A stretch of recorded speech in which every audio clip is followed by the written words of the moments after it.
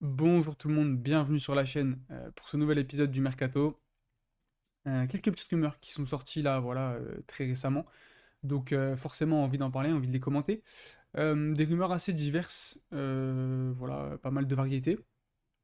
Donc voilà, j'avais envie d'en parler sans faire un épisode de 30 minutes sur chacun. Donc voilà, on va parler de plusieurs choses dans cette vidéo. Et je vous propose du coup de démarrer directement. Avec la première rumeur, c'est Bruno Genesio apparemment, qui serait une piste pour le LOSC. Voilà, on sait que Fonseca ça va partir. Donc voilà, forcément, il faut le remplacer. J'ai lu beaucoup de choses à ce sujet, comme quoi c'était vraiment pas à la hauteur des attentes, etc. Bon, moi je vais poser les bases tout de suite. À mon avis, c'est pas du Jocelyn Gourvenec like. Il y a quand même une petite classe en plus, je pense. C'est d'ailleurs pas un choix aussi horrible que certains peuvent le dire, franchement. Je pense qu'on peut s'attendre à. Vous pouvez peut-être s'attendre à mieux. Mais voilà, quand tu joues la Ligue des Champions, etc., oui, je pense que tu pouvais t'attendre à mieux, mais c'est vraiment pas horrible. Voilà, c'est un coach qui déjà connaît très très bien la Ligue 1. C'est un coach qui à Rennes jouait plutôt bien. Ça manquait, voilà, surtout sur les fins de saison, ça manquait de régularité, oui, c'est vrai. Mais voilà, ça jouait bien. Il y avait des grosses séries, clairement, avec Rennes. Et c'est un coach qui connaît la Coupe d'Europe. Voilà, il a joué bah, enfin très très régulièrement avec Rennes la Ligue Europa. Donc voilà, oui, c'est pas la Ligue des Champions, mais il y a quand même quelque chose. Donc ouais, une philosophie intéressante. Par moment, ça joue à 4, par moment, ça joue à 3 derrière.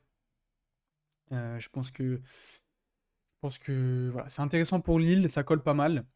Voilà, il y a des idées de jeu, donc c'est intéressant. Je pense que c'est pas le coach qui va leur faire vraiment passer un cap complètement, mais ça peut être intéressant. Je pense que moi j'ai envie de voir en fait. J'ai envie de donner la chance au produit, entre guillemets. Donc voilà, maintenant le seul petit truc qui me dérange, c'est que Genesio dans la gestion de l'effectif, c'est pas toujours voilà, 100% clean. Donc voilà, quand tu as un effectif comme celui du LOSC qui est un peu limité quantitativement, j'ai un petit doute là-dessus. Maintenant, faudra voir. En fait, ça va dépendre, à mon sens, des moyens que tu mets sur le mercato d'été, là, voilà, avec pas mal de postes à pourvoir, enfin à renforcer plutôt. Déjà, le poste de numéro 9 si David part en plus, va falloir clairement en acheter au moins deux pour remplacer David et un mec derrière. Même s'il y a un attaquant serbe, je crois, qui est arrivé cet été. Serbe ou je sais plus la nationalité, mais quelque chose comme ça, quoi. Ouais, je sais pas ce que ça donne en fait. Donc, enfin, pas mal d'incertitudes. Donc voilà. J'ai envie de voir. Après, ça reste que des rumeurs pour le moment. Mais franchement, si j'étais supporter du LOSC, je ne fermerais pas complètement la porte parce que on va dire que c'est un coach qui t'apporte quelques certitudes, à minima, sans être exceptionnel. Donc, quand tu sais que tu perds Fonseca, voilà, tu sais ce que tu perds, tu sais jamais ce que tu retrouves. Là, bon, tu peux. Voilà, tu as quelques motifs d'espoir, on va dire. Même si tu sais qu'en Ligue des Champions, tu vas pas faire un grand parcours, je pense. Quoique après, je peux me tromper, hein, ça va dépendre aussi de ce qui va arriver cet été. Et puis, voilà, si c'est pas Genesio, peut-être, hein. Mais à mon sens, avec Genesio, tu vas pas tout casser en Ligue des Champions. Mais en Ligue 1, voilà, tu peux essayer d'assurer une stabilité en allant chercher une place européenne. Voilà, hein, je pense, que cherchent les temps. Donc voilà, ça répondra aux objectifs. Maintenant, ouais, à voir. Franchement, je me pose aussi pas mal de questions, du coup, sur la gestion de l'effectif, etc., comme j'ai dit. Donc, en vrai, je serais très curieux de voir et je pense que c'est pas si horrible que ça. C'est pas exceptionnel, mais c'est vraiment pas horrible. Donc voilà, pour Genesio. On va parler de Thiago Motta maintenant. Bon, un petit peu moins expert sur le sujet de la Serie A. Maintenant, je suis très très content que la Juventus de Turin puisse enfin se séparer du dictateur Allegri. Donc voilà, sans blague, c'est Thiago Motta, un coach très joueur. Voilà, avec Bologne, c'est vraiment très intéressant. La capacité à faire sortir le bloc en face avec ses défenseurs centraux qui viennent vraiment fixer l'attaquant balle au pied et qui ensuite transmettent avec pas forcément trois défenseurs centraux d'ailleurs, mais voilà, par moment un latéral assez défensif ou un 6 qui revient entre les deux. Franchement, je trouve ça vraiment intéressant ce qu'il peut faire. Donc ouais, ça peut, à mon sens, vraiment coller à la Juve, dans le sens où tu vas chercher quand même à avoir la possession, la domination dans ton championnat. Euh, et tu as les éléments pour le faire. Tu as pas mal aussi de jeunes joueurs qui ont envie de jouer, ont envie d'avoir le ballon, etc. Donc je pense que franchement, ça collerait pas trop mal. Voilà, entraîneur italien, tout ça. À mon sens, ça collerait vraiment pas mal. Et pareil, je suis très très curieux de voir.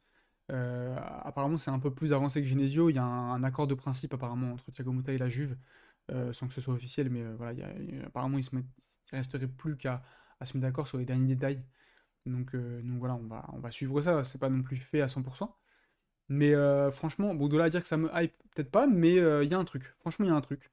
Euh, Bien envie de voir un petit peu aussi avec, voilà, combiné aux recrues estivales, voilà, qu'on va pouvoir voir.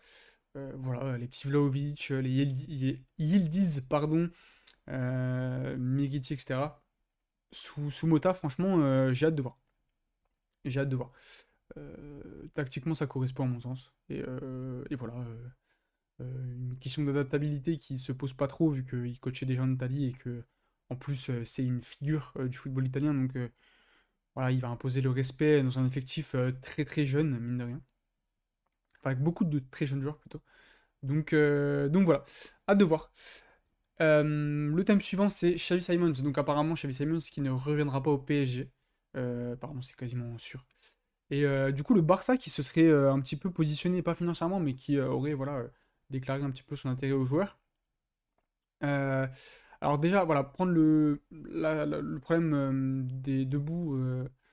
Bon, ne pas revenir au PSG, franchement, si on met de côté la rivalité, j'aurais aimé le voir au PSG, franchement. Un petit peu dans un rôle de faux neuf, voilà, qui presse pas mal. J'aurais vraiment aimé, parce que c'est un joueur qui a pas mal d'endurance. Voilà, qui est vraiment loin d'être horrible niveau coffre. Et techniquement, c'est archi intéressant et c'est très culotté. Ça affronte pas mal de choses. Voilà, le nombre de bangers qu'il met cette saison avec Leipzig, j'en ai même pas envie d'en parler. Donc non, ça pourrait être vraiment intéressant. Sous Luis Enrique, qui va demander du coup à son œuvre de pas mal presser, etc. Pas forcément un point d'appui, mais qui va lui demander de presser et de créer. Donc voilà, Xavi Simons, ça serait vraiment intéressant. Tu mettrais sur orbite en plus les Ousmane Dembélé, etc. Peut-être un autre ailier, on verra cet été. On en reparlera sur la chaîne, mais franchement, ouais, moi ça m'intéresserait pas mal, même dans ce rôle de 8 un peu offensif. Franchement, j'aurais bien aimé voir, voilà, à minima. Euh, donc voilà, et puis même pour le joueur, je pense que t'as une petite. Ouais, une revanche, je sais pas, mais il y a un truc à faire avec voilà, le fait qu'il n'ait pas été gardé ou quoi, qu'il ait été prêté à Leipzig. Il y a un truc à faire à mon avis. Donc voilà, et puis forcément jouer au PSG, c'est forcément intéressant quand tu joues la Ligue des Champions, voilà. Après le championnat, bon. Mais ça peut aussi peut-être lui permettre de passer un petit cap. Voilà, Leipzig, c'est un très bon club d'Allemagne, mais c'est pas un top club. Là, tu arrives dans un top club, mais où t'as pas non plus une tonne de pression sur les épaules quand tu joues en Ligue 1, voilà. Maintenant, en Ligue des Champions, forcément, il y a des choses à faire, mais t'as à minima, on va dire, de septembre à février pour bien rentrer dans le truc. Donc, je pense que ça aurait été une belle étape. Maintenant, bon, ça se fera pas apparemment. Par contre, le Barça qui s'est positionné dessus, bon, c'est aussi intéressant. Euh, Sous Xavi, du coup, je sais pas. J'ai un peu plus de mal, très honnêtement. Ouais, le rôle de faux neuf aussi lui irait pas mal. Maintenant, Xavi c'est pas non plus un faux neuf tous les week-ends là, cette saison.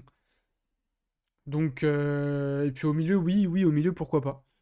Dans un rôle de 8-10, ouais, en vrai, pourquoi pas, mais je pense qu'il y a quand même un milieu de terrain qui est assez fourni. Et, euh, et à mon sens, c'est pas la priorité à ce poste du Barça, voilà, on parle de Bernardo, etc.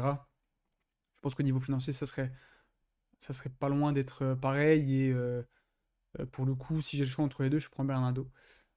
Surtout que Bernardo apparemment veut venir au Barça absolument, donc enfin veut absolument peut-être pas, mais voilà, aimerait jouer au Barça un jour.